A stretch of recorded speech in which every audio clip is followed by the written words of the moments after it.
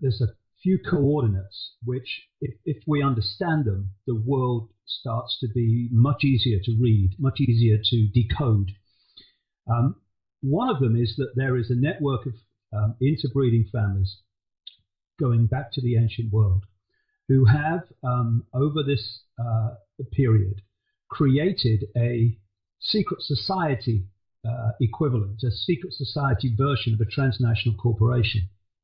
The headquarters at operational level anyway is in Europe, London massively. And in the different countries, they have what you might call subsidiary companies, subsidiary networks of this global web.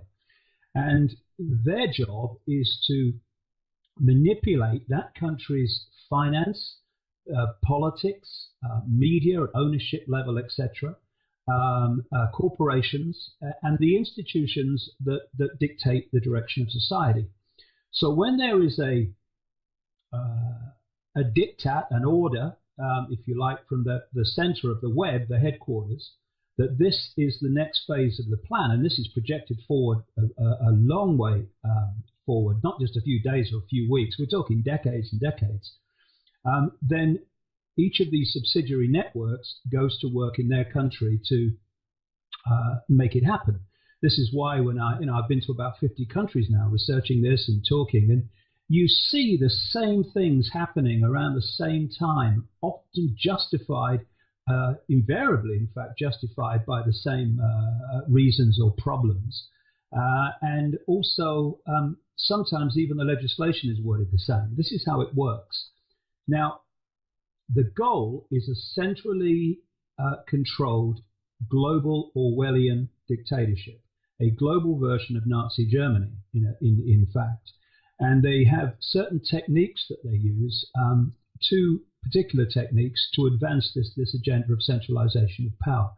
And the centralization of power comes from the fact that clearly, if there's a few of you compared with the population you want to control, you have to centralize decision making. If you don't, there's too many points of diverse decision making for you to control the direction and the outcome of society. Now, these two major mass mind and emotional manipulation techniques, one I call problem reaction solution. You create the problem, you give the public a false version of the cause of the problem, and you want the public to then say something must be done so that you can then offer the solution to the problem you have covertly engineered and created. The other one is what I call the totalitarian tiptoe, and that is that you go from, from the start you're going from A to Z, but if you go there in one leap or too big a leap, then the change is so great that people look up from the game shows and the sport and they say, what the hell's going on? So you go in increments, in stages, as big as you can get away with. But what you're trying to do is not go so much in one go that people see, hey, that something's not right here. Now, you put all this together with the fact that they want a world government, which will dictate to every country in the world, a world army that would impose the will of the world government, a world central bank to control all global finance, a world currency, which in the end would be all electronic, single electronic currency, no cash and no individual currencies, and a microchip population connected to the global satellite positioning system.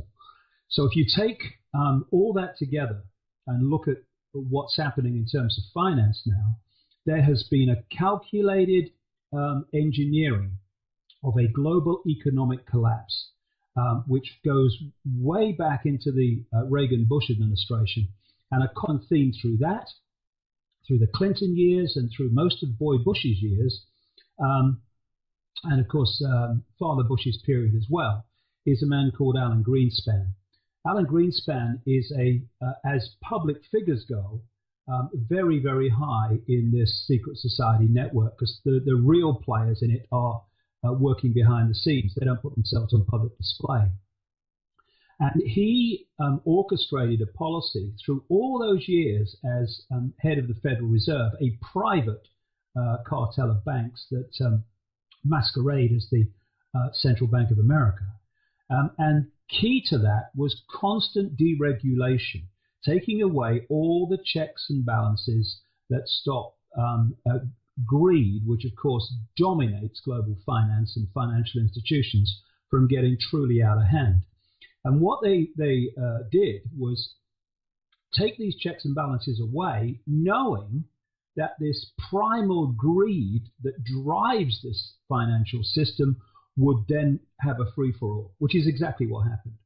And so just before the preparation was complete and the button was going to be pressed on the crash, of course, Greenspan got out, and in came Bernard Bernanke, as head of the Federal Reserve, to operate through this period of the collapse. The idea is in 3 stages. It is to collapse the economy. They did that back in the fall. Secondly, it was, and this is what is unfolding now, to get governments to empty their guns, if you like, symbolically, with all the responses that they can use to respond to that original collapse. And what has this been? Of course, it has been spending trillions and trillions of borrowed money to throw at the banks that have caused the problem and to so-called stimulate the economy. And the idea is for this to disappear into black holes. And I've been watching some of the congressional Senate hearings and committees where people have been questioned in the last few weeks. Where did all that money go? And it's like, we're working on it. And the idea then, when all the gun barrels are empty in terms of government responses, because there's nothing more to give, the idea then is to crash the economy big time and bring the whole thing crashing down. And then the massive global problem will be followed by massive global solutions, the very network and structure I'm talking about. And they want the people to fund the shackles on their ankles as they build up a police state. Stay with us, folks. David Icke is with us today. His website, davidicke.com. Check it out. Open your mind. Open your mind. Open your mind. Open your mind. Open your mind. Open your mind. Open your mind. Open your mind.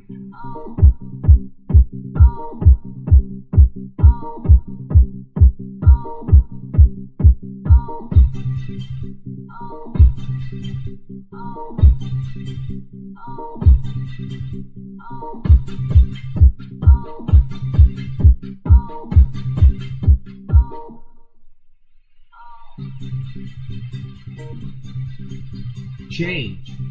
That's what the man says is coming. But some of us right now, looking at our current economic policies, looks like change is the only thing we're going to have left when all this is said and done. And what will happen to America, our sovereignty, our security? Well, only time will tell, but I don't think it's going to be much more time. David, Barack Hussein Obama, this guy proposing change, many links to secret societies. Even Dick Cheney's wife said he was the 8th cousin. She was laughing about it on TV, 8th cousin of Dick Cheney. And we've got Skull and Bones advisors during the campaign. We see many other groups, Trilateral Commission, Council on Foreign Relations. How would you like to, I know you wrote an article about Obama recently, kind of make sense out of what we're seeing here? Well, it's pretty straightforward, really. They've changed the mask, but they've not changed the face. I talked a few minutes ago about problem, reaction, solution. Create the problem, then offer the solution. And what we've seen and are seeing is a presidential version of that. Bush was brought in to front up. That's all he did. I mean, he was to sign the documents into legislation, not to make any decisions. But he was brought in to front up, not least through people like Greenspan in the background, major problems, overseas wars, great pressure and stretching of the American military, and right towards the end of his period in office, massive economic problems. So he was there to create clear problems. And what you're looking at, as I say, in problem, reaction, solution, is then stage 2, a reaction from the public. Do something. Oh my goodness, what's going to happen? Fear. outrage and all this stuff. So Obama has been brought along and sold in the most grotesque misrepresentation of who he is as the solution. He's the man coming in with a smiling face, and of course he's great his asset electorally because he wasn't Bush. And he had and has people behind him like David Axelrod, who is a massive spin doctor and manipulator who ran his election campaign in close association with this guy, Rahm Emanuel, who's the White House chief of staff, who is the 24/7 controller of Obama, because he's just a frontman. And what they did in the campaign, Axelrod's campaign, was brilliantly create a blank screen on which the people projected on Obama their version of what his cliche mantras of change, of hope, of something to believe in meant to them. And they were able to do that because at no time did Obama define in any detail whatsoever what he meant by change, hope, and something to believe in. And if he had, honestly, he would never have got elected. But because he didn't, it was just this vague, he stands for something good and we're going to support him and it's going to be great. And I know what he means because this is what it means to me. And of course, once that had been played and he got elected, then it's game over, a done deal. And you then start to see the real Obama and the real agenda of those that control Obama. And this is why more and more people that were Obama groupies, and there's still an enormous number who haven't seen it yet because they're in denial, but a very significant number of them are already starting to question what they thought before as a stream of appointments to his government are anything but change, but business as usual. And all the things he was going to do he's going back on. And it was always going to happen. It didn't take a genius to see it if you did any delving into his background. I mean, the man's a crook. I mean, he comes from the most, or one of the most corrupt political systems in the world, Chicago. You do not prosper politically in Chicago unless you are either with the corruption or you're acceptable to it. Not only did he survive and prosper, he soared like an eagle through that system because, you know, he was a good frontman who did all the right things by the corrupt cross-party network, manipulative Illinois combine, as they call it, that runs that city and that state. And so when you look at what we've just been talking about, the economic side of that, how did he react? If you look at his speeches and how he justified these trillions of dollars thrown into the ether, thrown at the banks that caused the problem, he almost word for word, it's extraordinary, repeated what George Bush said in the fall when he and Henry Hank Paulson were justifying hundreds of billions being thrown at the banks. Exactly the same. Who did he then bring in his administration of change? Real banking classic insiders who were responsible for the problem. People like Timothy Geithner, who was president of the New York Federal Reserve Bank, the major bank in the Federal Reserve system, who he makes Treasury Secretary. He brings in Larry Summers, again, a banker's boy to his fingertips who was involved in the creation of the problem. Larry Summers, who, this is a man who, Obama, who has fundamental connections to Kenya, maybe even so fundamental he was born there. But he brings in Larry Summers, who became infamous in 1991 when he was chief economist for the World Bank, when he signed a memo advising the bank to dump its toxic materials in third world countries, poor countries, because the amount of compensation they would have to pay for the death and destruction that would and ill health that would follow would be much less than if they did it in a country in the Western world and the developed world. This is the kind of mentality you're looking at. He brings in a stream of people from the banking insider network to who were caused the problem to then offer the solutions to it. And what were the solutions? They were simply to hurl all this staggering money at the banks. This man is not about change. He's about continuing the agenda that has been going on decade after decade. But because he smiles a lot and he reads his teleprompters that he's kind of super glued to if you watch him. I mean, Barack Obama, of course, people like David Axelrod are supervising the words that go on those teleprompter screens that he reads. But on St. Patrick's Day, Obama actually thanked himself for inviting everybody because when he went to the lectern and his teleprompters, the Irish Prime Minister's speech was on the teleprompters instead of his own. And he read it, or started to, until he realized, hey, this is not me. So, like Elvis Presley, thank you very much. It's unbelievable, yeah. And he, the brilliance, but brilliance if you've not kind of got eyes to see, the brilliance of the image manipulation of Obama still has large numbers of people, though falling every day, I would suggest, who see this man as some kind of savior when he's just a front man who does as he's told and smiles a lot. So it's Obama that is there to front up the solutions, alleged solutions, that are going to advance this agenda of all the things that I talked about earlier. When we come back, we'll talk about what could be happening next. As our economy falls, so does our military. But what then? Knowing what's taking place with China and Russia and the Shanghai Cooperation Organization. We'll talk about that and much, much more in this next segment. David Icke is our guest.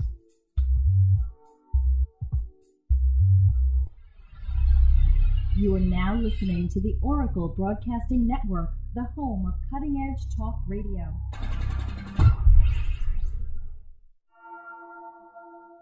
A Russian professor of economics has put forward his own theory about the impact the credit crunch will have on America. Joining the studio now by Igor Panaro, who says the US will split into 6 pieces because of the crisis. When in fall of 2009, a huge crisis may develop, and eventually it will lead in summer of 2010 that the territory of the United States will be divided into 6 different states. My immediate thought is, do you think this would have happened, may happen, according to your theory, if it weren't for the financial crisis? And if this scenario did happen, where would the power base be?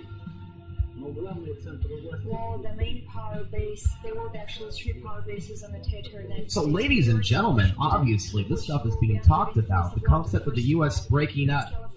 David, to get a brief history of this, I want to get a closer look at China and Russia and how they came about to be the nation states that they are today. Some people think there's a real war coming, but it looks like we've given China a lot of weaponry and high-tech tools that can do massive devastation. We've also seen partnerships between the Russians and the United States. Well, there's so many levels to this to really understand what's going on. First of all, as I've been saying for years now, the idea is to use America to destroy America.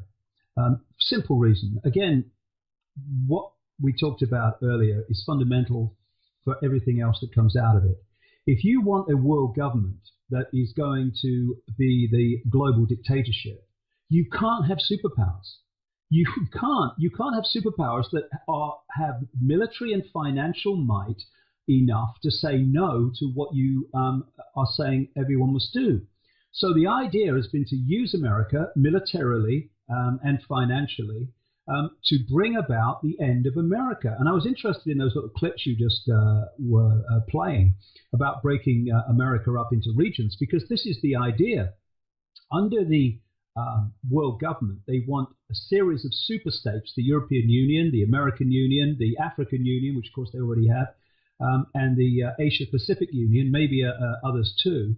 And they want to break the nation states up within those super states into regions. The European Union has already produced a map of Britain and other European countries broken up into regions. Why?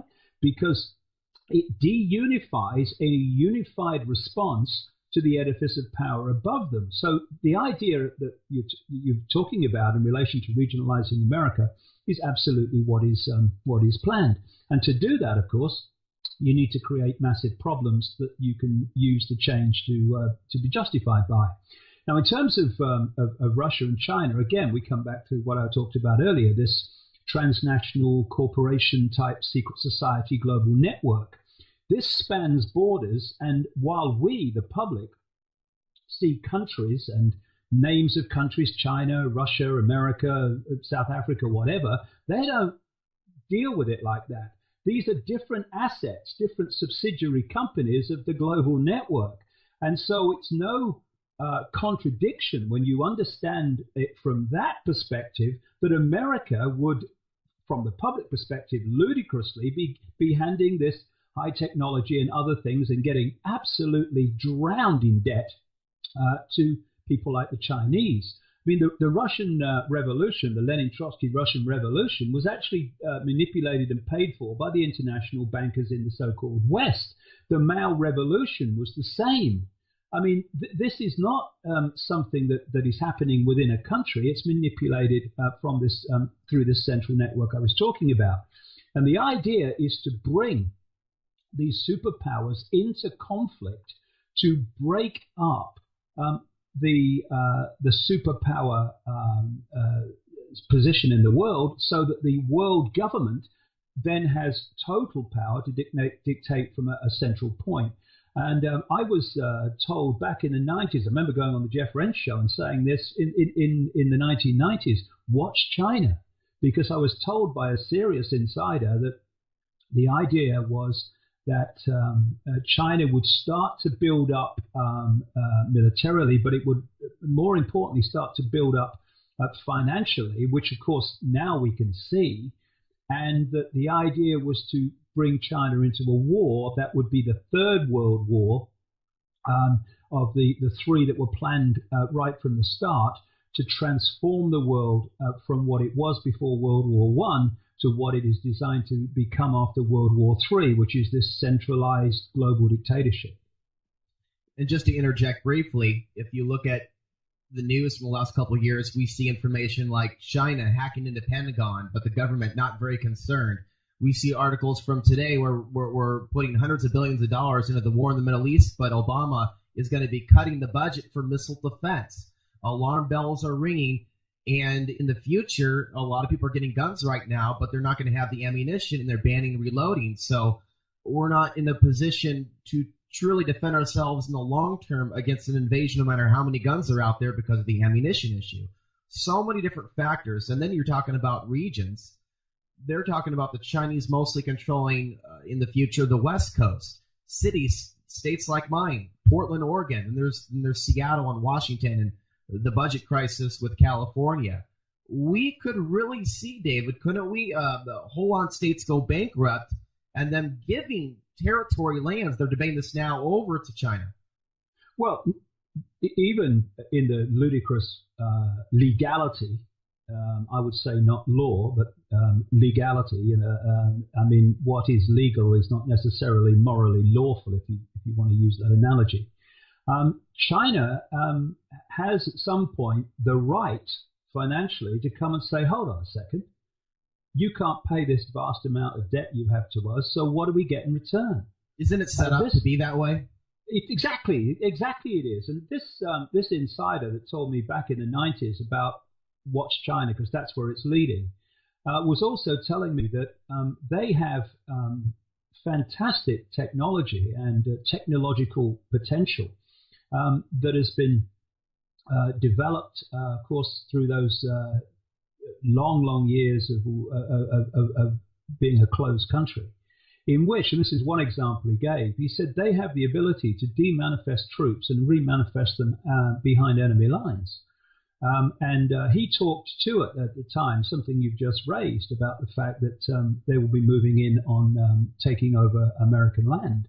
So, it's like so many things, so many strands have been bubbling away under the surface, and now the time has come to tie them together. And there was always going to be this window when all that's remained hidden would hit the surface where we could see it, because it has to. If what has been covertly manipulated is designed to change society that we can see, which it is, there has to be a moment when it breaks the surface and you start to see it. And that's this time we're in now. And that's why you're seeing across this great spectrum of apparently unconnected but totally connected strands across military, finance, government, etc. You're seeing all these things suddenly come to the surface. We're seeing, if you like, the latter part of this long-term plan to centrally control the world, not just through world government, but through surveillance, data control, microchipping, and all the rest of it. We still have time to do something about it, but we got to start. We've got to start doing it and not just talking about it. This next topic is going to lead us into the next segment. Of all time, David, for a supposed pandemic that would affect us globally, isn't it interesting? Many other people outside of the world of David Icke and Alex Jones have predicted a number of things before we hit World War III. That's an economic crash and some sort of a released pandemic. Yeah. All right. What are your thoughts as we get ready for break here, though, on what we're seeing here with this pathogen that appears to be created in the lab, a combination of bird, pig, and human flus? Yeah, well, I mean, the problem is that people are so easy to manipulate. My son came home, he's 16, from school a few weeks ago when this thing first broke, this swine flu thing. And he said, Dad, what's this swine flu thing all about? I said, why? Why do you ask? He said, because the kids at school are terrified. Every time someone sneezes, everyone's looking at them. What's it all about? But and that's how easy it is to create the panic, the problem that then gets people to say do something so you can offer the solution. I find it interesting that France and Britain and many other countries have announced that they are buying vast amounts of vaccine.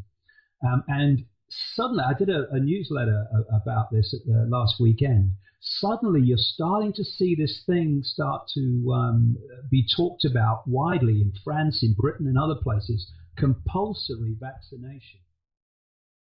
But I can testify, and so can many others, that Portland is undergoing strange, bizarre weapons testing, chemtrail spraying.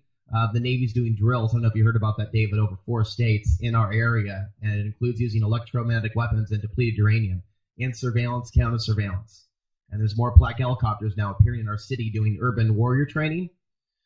So in terms of this pandemic, first of all, do you think people should be taking measures for their own health right now in terms of colloidal silver and other things? Well, I'm no expert on alternative health. I mean, a lot of people get a lot of benefit, it seems, from colloidal silver and swear by it. And, the whole basis of where I'm coming from is to become conscious, to get out of the control of mind, which I'm sure we'll get into in the second part of the show. And from that, everything else comes. Because once you unleash, you unlock, you pull the cork out of these connections to higher levels of consciousness, you then know how to respond to things. You know what is best to do. You know where it's best to be. You know what it's best to put into your body. And it's so vital that we move our point of observation from little me to I am all consciousness. That movement of our point of observation transforms the way we see the world and see ourselves, and it unleashes levels of awareness that have been, or we've been denying ourselves by getting caught in mind. Because, mind is a very low level of awareness, and it's like a conduit that allows us to experience this reality. If I want to go on the internet, I can't just go on the internet. I have to have a conduit to go on the internet called a computer. And we have what I call body computers body-computer minds, which are the interface, the conduit through which consciousness experiences this virtual reality universe, because that's what it is. And what the manipulation at the bottom line is about, because behind the people that appear to be in power in the deep recesses of these secret society networks, they understand the basis of reality. And with that knowledge in their hands, when the population is systematically kept from that knowledge through religion and mainstream science and all that stuff, it puts them in a tremendous point of power. And the bottom line foundation is to move our point of observation from higher levels of consciousness looking into this world to the perspective of body-mind, to that body-computer level of reality. And it's a bit like going on the internet and then the computer taking over where you go and what you make of it, instead of you sitting at the keyboard, who's supposed to be in charge, consciousness, making those decisions. We are awareness, and where that awareness is focused dictates how we see the world. And the idea is to hold us in this body-mind level of perception, which filters reality through the five senses, and therefore out of higher levels of consciousness.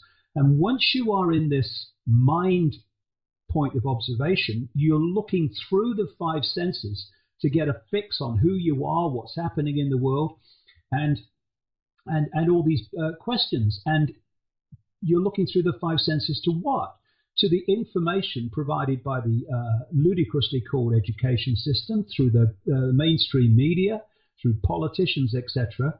In other words, the whole foundation of the conspiracy, from which everything else comes, is to isolate people in the mind-body perspective, the five-sense perspective of reality, and then program that body-mind perspective with the view and perception of reality that suits the agenda. That's what problem, reaction, solution, and all these other different techniques are actually doing.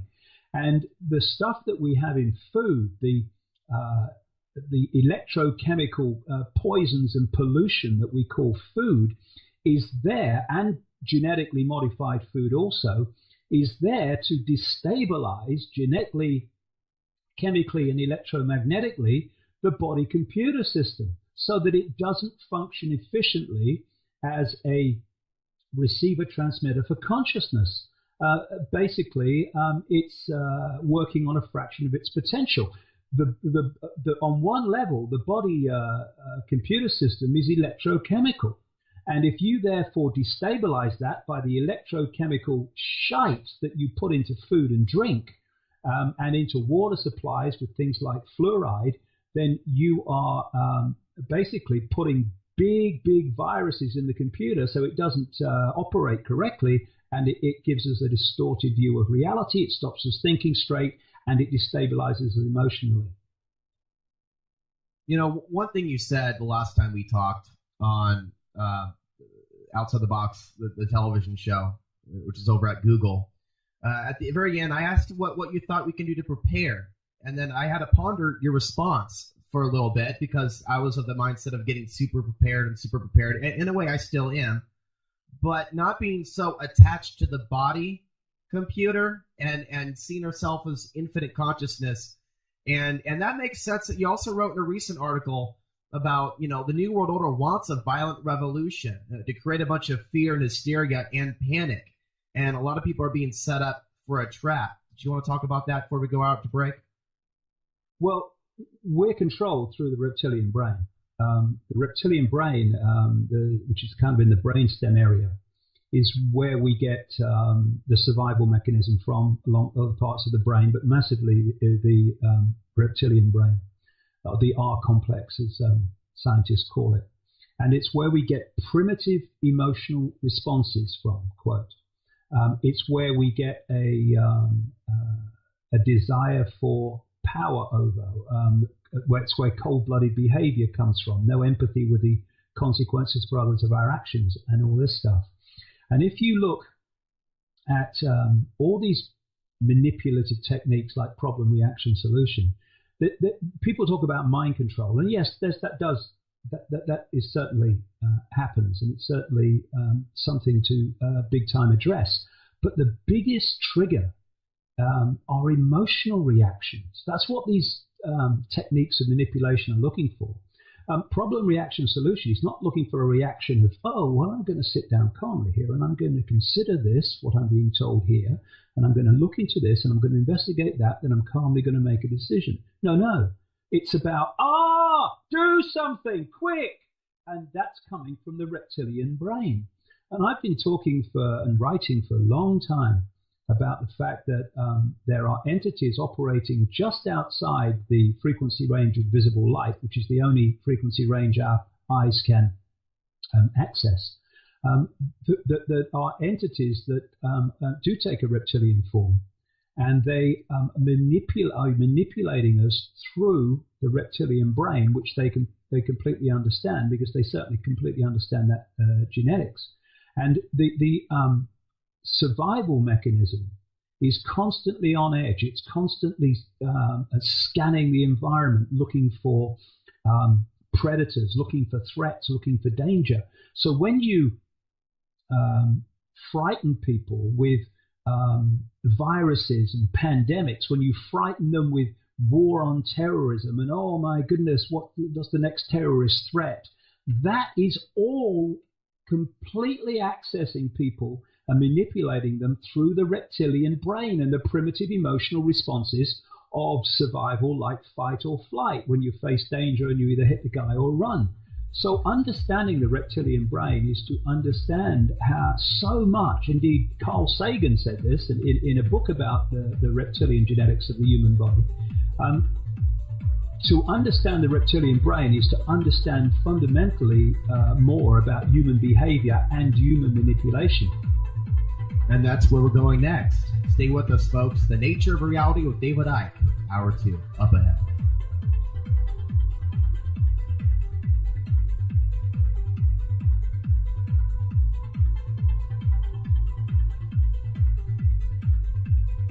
As America limps on its last legs, a pillar of truth has risen. You're listening to the Oracle Broadcasting Network.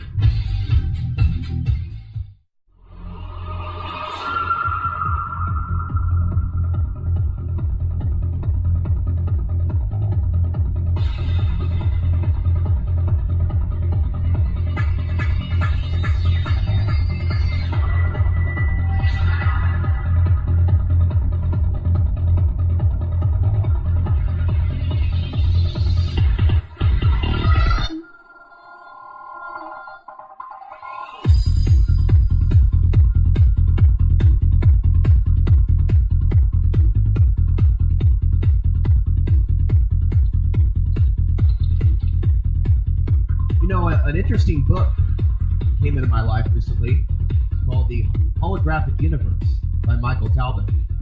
It was weird because two people sent it to me in a single week, my friend in Australia and another friend of mine, after about 5 people asked me whether I'd read it or not.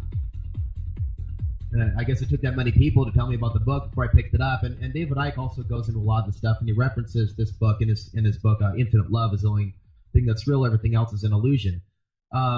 David, reading stuff like this really changes your worldview when the mainstream media keeps us pretty much, I guess, watching the ball games go back and forth like the hypnotist, drinking our fluoridated Pabst Blue Ribbon. It's a whole different world. Well, people have looked at some of my stuff over the years where I've talked about reptilian entities, like I say, operating just outside of what we call visible light, and other things that I've said about the conspiracy. And they've said, oh, this is far out and this is crazy. That is as mild as it's possible to be compared with the reality we're actually experiencing, compared with the reality we think we're experiencing. And from about 2003, the thrust of my life has taken me deeply and ever more deeply every day now into the nature of reality. And it is extraordinary. And if you understand this and the population as a whole doesn't, then you are in such a phenomenal position of power. What do I mean? I mean that I'm sitting in a room now and I'm looking around at the books on the shelves and walls and a computer screen and what have you. And it seems so solid and it seems so outside of me, but it isn't. The only place that this exists in this form is in my brain when it is constructed in this form from electrical signals. And there is no out there in terms of a physical world. What is out there, if you like, is a vibrational construct which we are decoding through the five senses into electrical signals that are transmitted to the brain to be decoded into the world we think we are experiencing outside of us. And I call it the cosmic internet. This reality, this virtual reality universe, is very much in theme like the internet. If I go on a computer in China or in China, that will be significant in a moment. But when I go in a computer in Australia or South Africa or Britain or America or anywhere, I am logging in through the computer into a collective reality. I'm going into the same reality that someone on the other side of the world will go into. And then I make my choices on where I go within that collective reality. I'll go to this website, someone else will go to this website, someone will think of this website something, I'll think something else about it, but we're still sharing the same collective reality. And what we're living in is the cosmic version of the wireless internet. You know, I'm sitting here now, and if this house had the wireless internet, then I'd look around me. Where is it? I can't see it. But if I get a computer and I tune it into the internet, log it into the internet, suddenly out of the ether, out of nowhere, comes the internet on the screen. Well, the body computer is a receiver transmitter of the cosmic internet, and it is decoding that into a reality on the screen. And that symbolic screen exists in the brain. And that's why this world exists physically, illusory physically, inside our head and not outside of us as it seems to be. What's more amazing than that compared with what we think we're We'll be back in a few, David. Stay there, ladies and gentlemen. We have before us the opportunity to forge for ourselves and for future generations a new world order, a world where the rule of law, not the law of the jungle, governs the conduct of nations. When we are successful, and we will be, we have a real chance at this new world order, an order in which a credible United Nations can use its peacekeeping role to fulfill the promise and vision of the UN's founders.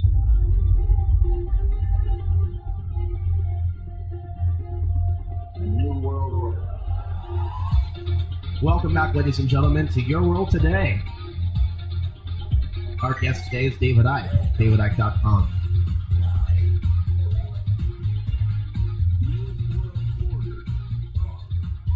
You know, what's interesting about what you're saying, David, most people in the audience can't deny they've been trained through repetition to believe a certain way. Our public governmental educational school system, closed off right brain, but stuck in the left, regurgitating information back down on paper with the creative cut off. So what you're saying makes total sense. And reading this book, Holographic Universe, we're really only seeing about 4.5 or 5% of what's out there, the visible light, while the dark matter, the 95%, most people don't even know is there. That's right. And I'm going into this in the new book in terms of what the matrix is and the frequency range we call light is fundamental to that. That's the range of frequency in which we're manipulated.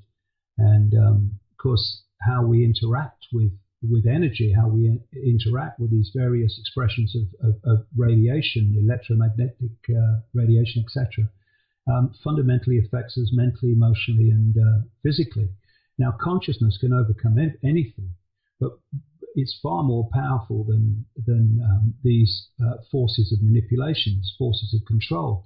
But if we fall into the trap that's been set for us to move our point of observation into the body-computer level of reality and perception, then we become totally at the mercy of the laws of this virtual reality, which are nothing more than the laws written into the program. You know, when you have programmers and they write a program for a computer game or something, they decide when they're writing it what those rules are going to be. I mean, there's certain rules they have to keep to because of the nature of the technology they are dealing with, but basically they write the rules and they write the game as they choose to write it. Now, that's what has happened with the creators of this virtual reality universe that we're experiencing. And we can, like I say, override that and override those rules. You know, there was a few lines in the Matrix movie from the Morpheus character about the fact that although the agents can do fantastic things, they still live in a world based on rules. And these rules can be bent and they can be also overridden. But you have to become conscious to do that, which is the symbolism of the Neo character, an analogy for the oneness. And so once we fall into this body-computer level of perception, we fall into that realm of the laws of the virtual reality universe, and then we've basically given our power away to it. And so society has been structured through cradle-to-grave institutional manipulation, through education, through the mainstream media, through the manipulation and suppression of real science, and all these things through medicine and the stuff that goes into the body, the vaccines that destabilize the body computer. I mean, when you're putting 25 vaccines into children before the age of 2, when the immune system and other systems are still forming and the brain's still forming, I mean, please, you know, it's just extraordinary that people don't see the magnitude of stupidity that's involved with that. And so becoming conscious to override and take control back of the body computer system for the programmer, if you like, to get control back of the computer and where it goes and what it does on the internet is absolutely fundamental, because without that, there is no way of overcoming this power structure that is based on keeping us in this low level of perception, which I call body-mind. You know, when it comes to reality, David, a lot of people view reality or solutions or consciousness in different ways. And I found there are a lot of people that don't view what we do as conscious. They see it as, you know, dwelling on the negative, because there's a belief out there that, you know, the whole saying, what you focus on increases, that we're just creating more darkness by even talking about the New World Order and the global agenda. But don't we have to identify the disease?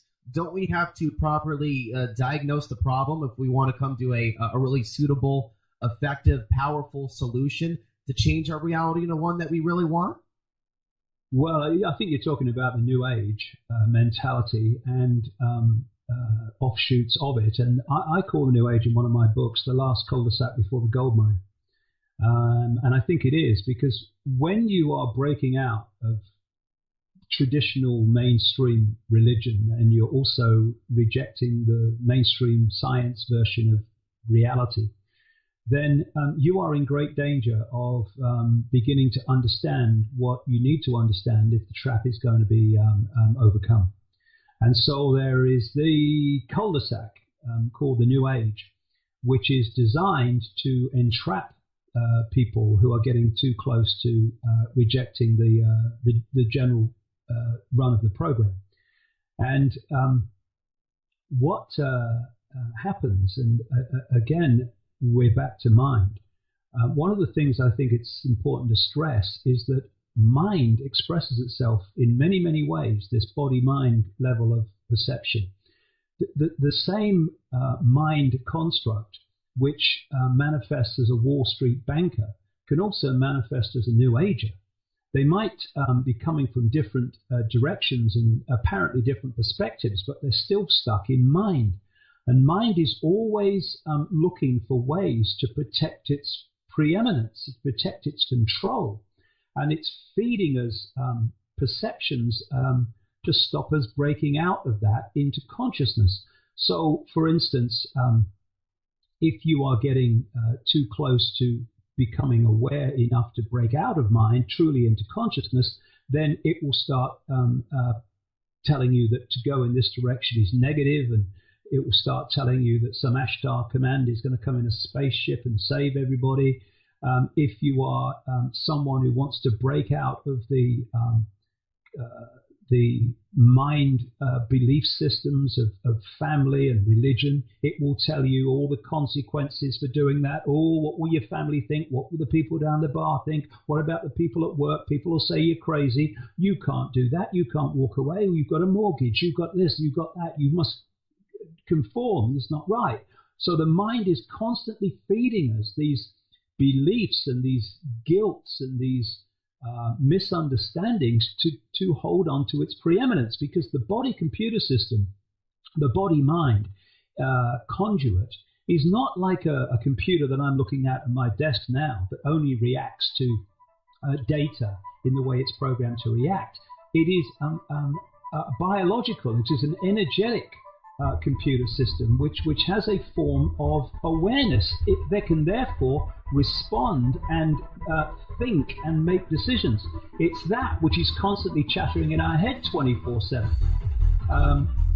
telling us all the things to worry about and all the things we have to do. Yeah, we'll continue talking in just a few. I also want to get your thoughts on 2012.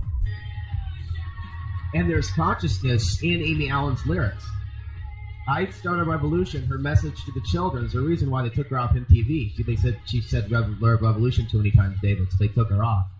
And she's saying, if I can get up in the morning, talking to basically, David, a drunk, stoned population. If I can get up in the morning and be conscious, I will do something about it. But this revolution isn't about throwing bricks and getting ready to start, fighting your neighbors and shooting people. It's a revolution in the way that we live and in the way that we view reality. And there's a lot of people now with a lot of questions about 2012, and I think they're getting a lot of disinformation from the History Channel. I've interviewed about 6 people that have been on the History Channel specials, from John Major Jenkins to Pinchbeck, many others, Patrick Gerald from Belgium. So they frame it, though, in a certain way to where it's the end of the world. And so when you talk about 2012 or the possibility of something shifting or the Mayan calendar coming to a completion, end of the world is the only way, David, they seem to be able to view it based on the mainstream media getting to them first, if you know what I mean. So what do you think 2012 could really be all about? Well, I think we're going to see that ratchet up massively as we get closer to that time. It's going to be another reason to create massive fear and anxiety. And I must say that I have a kind of a different view of 2012. I call it the if you like, the spiritual Y2K if we're not careful. And I think it's being turned into that in the reasons that you're talking about. This apocalyptic, the clock is ticking. We're coming to the midnight, as they say. There is without question an energetic change going on of enormous magnitude. And the first book I ever wrote on these subjects after my own extraordinary awakening in 1989, 1990, when the top of my head blew off, was called Truth Vibrations. And the reason it was called that was that I understood from that early time that there was a vibrational change coming within my lifetime. There was no sign of it in 1990, I can tell you, but my goodness me, is it obvious now if you know where to look. And that this vibrational change was going to bring to the surface all that's remained hidden. That which has been happening in secret was going to be brought to the surface by this vibrational change, and it was going to act like a spiritual alarm clock for those that were ready to be awakened. And that's why I called it Truth Vibrations. And so I should be someone, of all people, given that background, who should be jumping on 2012 in the Mayan calendar and saying, hey, look, see, it's correct. It's like what I said. But I think there's a lot of disinformation with regard to all that. And I'm absolutely giving it no focus myself in terms of 2012 and sometime in 2012 when this is all supposed to happen.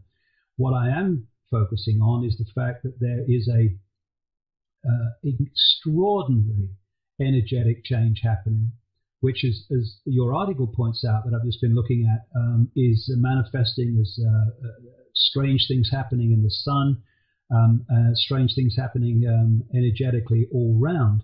And it does fit into what I understood was coming back in 1990, which was this energetic transformation, which was going to fundamentally affect the way humans experienced and understood reality in themselves. It was like a veil was going to be lifted, and this was going to make it happen. And it seems to me, Alex, that it's no coincidence that in this time of all times, it's when the forces of control and suppression are, I would suggest, in a panic-stricken way, if you look beyond the calm arrogance of the front, desperately trying to impose more and more controls, the microchip population, so that they can get access to the body computer systems and manipulate us mentally, emotionally, and physically, and hold the vibrational expansion down from a distance.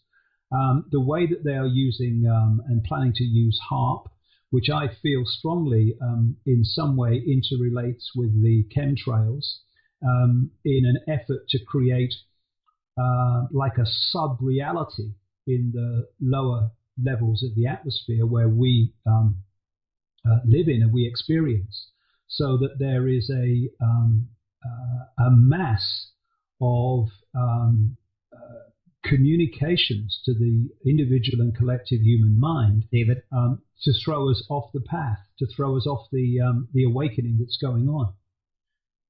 Emotional manipulation? Oh, exactly that, yes. And again, if you can stimulate, because in the end, you know, this body computer is a hologram. And a hologram is a illusory physical a body. It's not a real one, it's an illusory one. We decode vibrational and electrical information into holographic information. And so what we're looking at in the world, as we talked about with the book there, is a holographic world, a holographic body. But what that is, in its essence, is energy.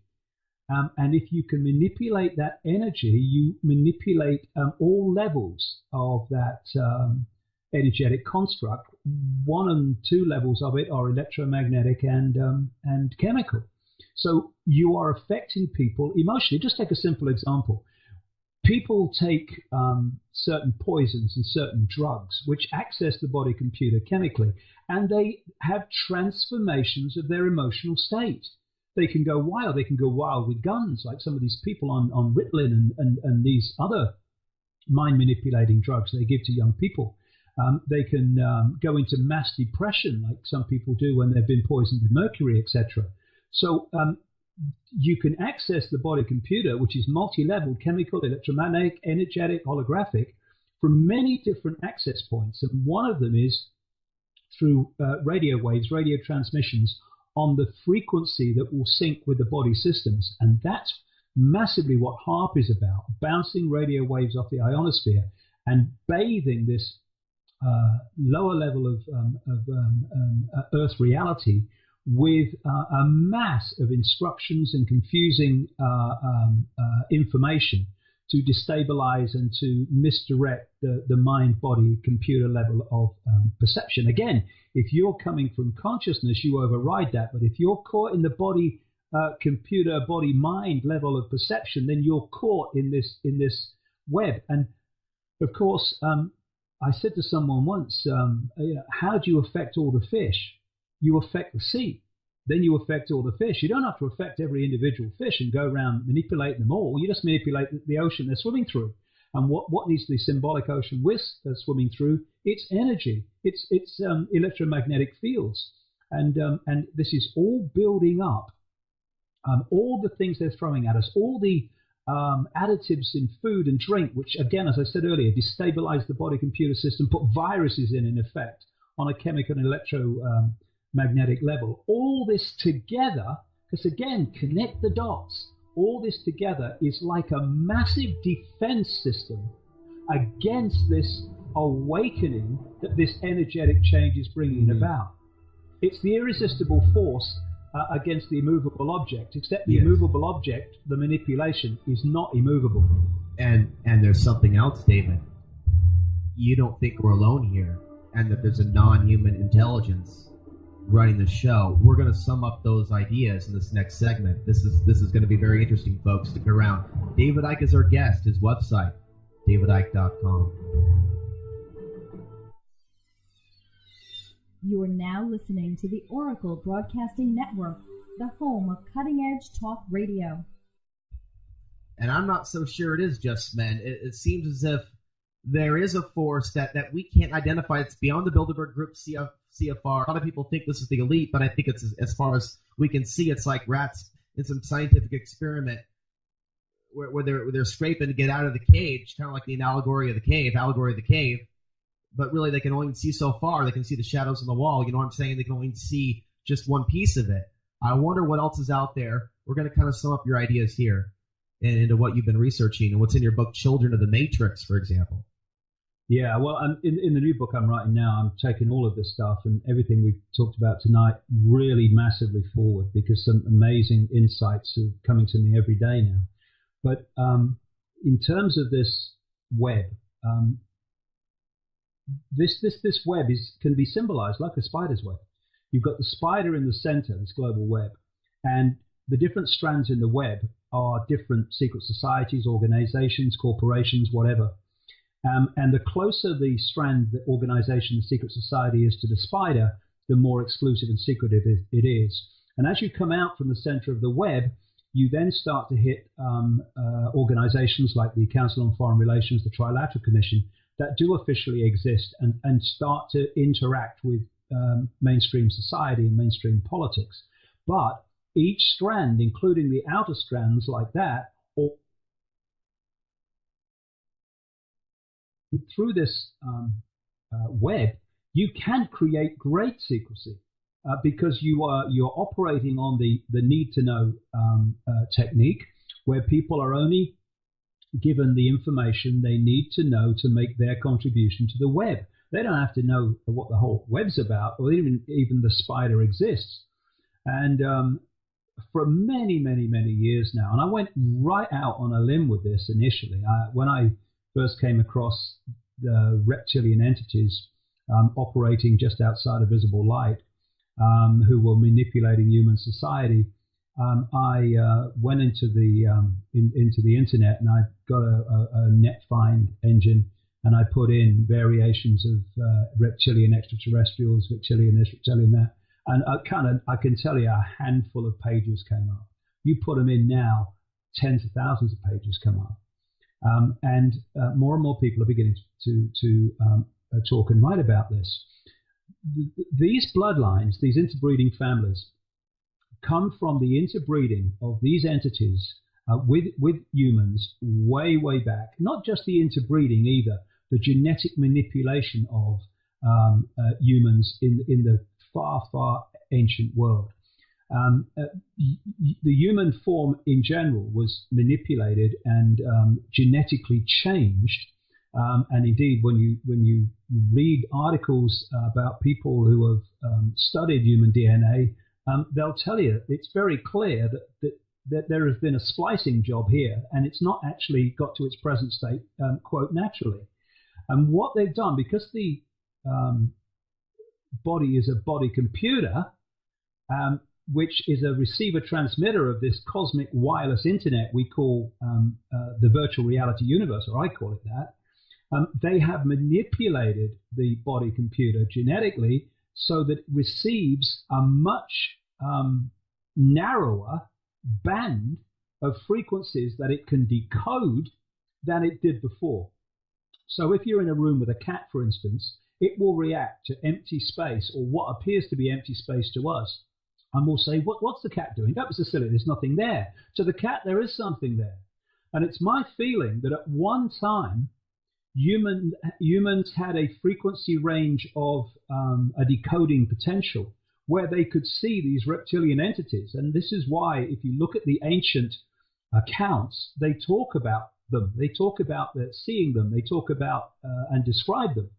This is why the oldest form of worship going back, according to mainstream science and research, at least 70,000 years, is the worship of the serpent, the worship of the serpent gods. And through this genetic manipulation, the amount of this virtual reality universe that we could access was massively reduced, which is why the frequency range of visible light that the body can access and decode into holographic reality is tiny compared with the mass matter that actually exists in this universe, as you talked about a little earlier. Now, these particular bloodlines, I call them the Illuminati bloodlines, they are a hybrid that has been specifically bred to create a hybrid a bloodline network that is massively reptilian as well as human.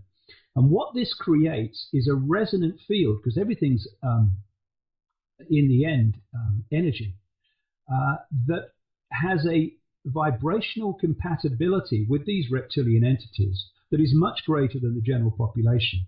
And this allows them to, quote, possess these particular bloodlines far more powerfully than they could with the general population, and to take over their mental, emotional processes, their sense of perception, everything.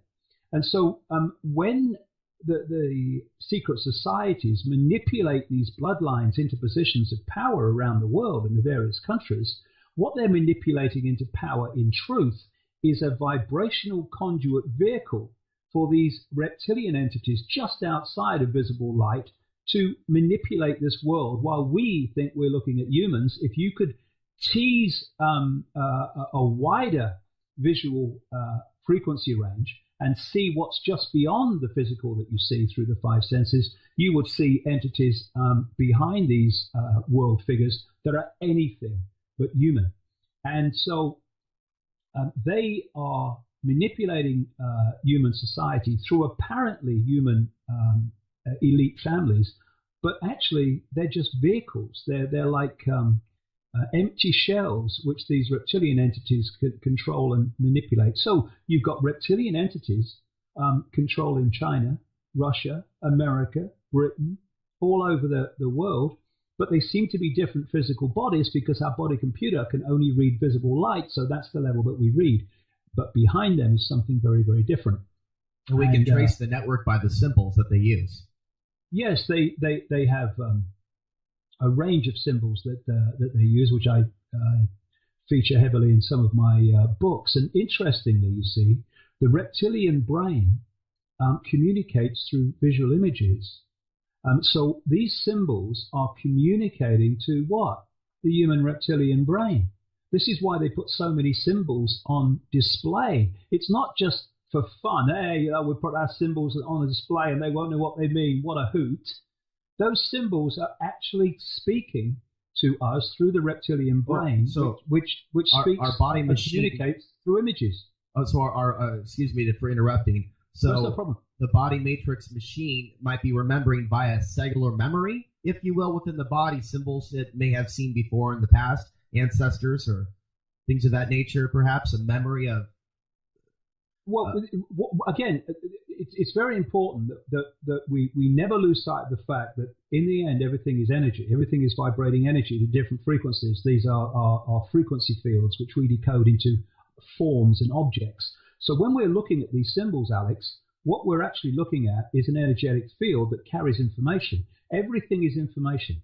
This wireless cosmic internet is information which the body computer reads. It doesn't read much of it now after the genetic manipulation as much as it used to, but it still reads that information into holographic reality.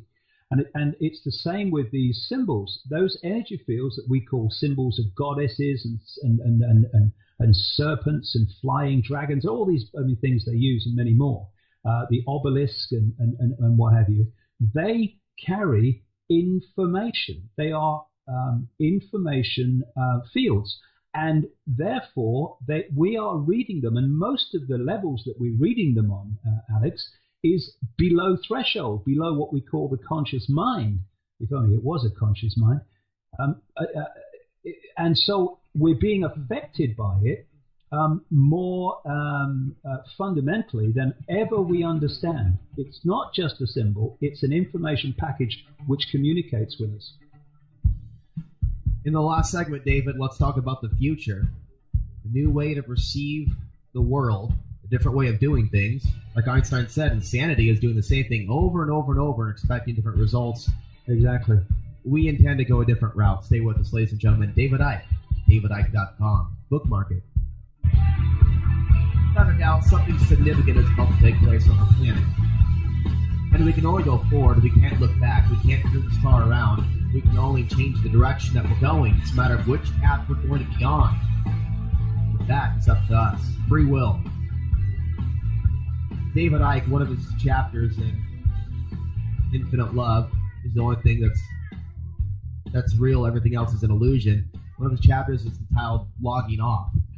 And that's pretty much the title of this last segment here. David Icke, how do we log off? How do you view the situation from here on out? Well, if you're faced with a situation that you want to change, there's basically two main choices. You can find a solution or you can remove the cause of the problem. And removing the cause of the problem is much more advisable and much more effective because, we can run around trying to find solutions when what we need to do is to remove the cause of the problem, and then we don't need a solution. And the cause of the problem is that we have been manipulated into a five-sense body-computer mind level of perception. Now, what this creates is a false identity, so that we look in the mirror and we think the reflection is who we are, when that's the reflection is the vehicle that we're experiencing and allowing us to experience this reality as the body-computer conduit to this virtual reality universe.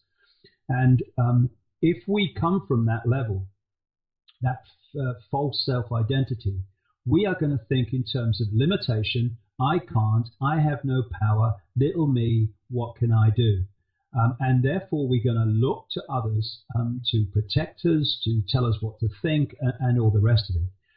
Fundamental to everything is moving our point of observation from I am the reflection in the mirror to I am infinite consciousness having an experience. I am not my name. I'm not David Icke. David Icke's the name of my experience. It's not who I am. I am all consciousness. So are you. So is everyone listening to this program. So is everything in all existence.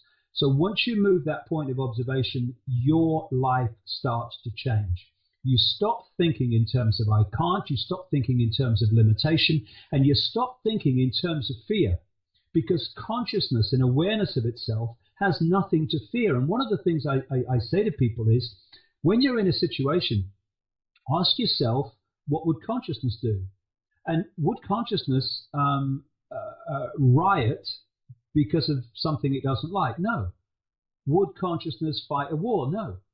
Would consciousness fear authority and therefore keep its head down and its mouth shut? No. And if once you come from consciousness, that's your level of self. That fundamentally changes everything. And then we need to look at taking control of the body computer with nothing wrong with it. It's a conduit to allow us to experience this reality. Without it, we wouldn't be doing that. What's happened, instead of the body computer mind serving consciousness, it's become the governor of our perception. And for genetically manipulated and other manipulative reasons, that's exactly what it was, the position we were supposed to be in. We are manipulated through overwhelmingly the reptilian brain. So another way that we can remove the cause of the problem is to look at the traits that we get from the reptilian brain. Cold-blooded behavior, having no empathy with the consequences of our actions for other people. So let's reverse that. Let's remove the cause of the problem. So when we start to observe our behavior, when we start to fall into this lack of empathy, and instead of saying when we're faced with choices or situations, what's the right thing to do for me, say, what is the right thing to do here? What is the fair and just thing to do in this situation? By doing that, you are disconnecting yourself from the cold-blooded me level of the reptilian brain's awareness. You are logging off that particular program. The reptilian brain perceives reality through might is right, through acquisition, through more and more. We can reverse that level of reaction response and log off from the influence of the reptilian brain on our behavior. And crucially, in all this, we can stop reacting emotionally through, quote, as scientists say about the reptilian brain and what we get from it, we can stop reacting from primitive emotional responses. Once we do that, instead of reacting out of fear, reacting out of fight or flight to situations that we face, be it a pandemic, a situation in our lives, terrorism, whatever, we calmly take a deep breath, take a step back, and look at it calmly and sensibly before we make a decision on how we're perceiving this situation. By doing that, we are disconnecting ourselves from one, if not the major mechanism of human control, which is to trigger these primitive emotional responses, all of them based on fear and the survival mechanism. Going on from that, consciousness is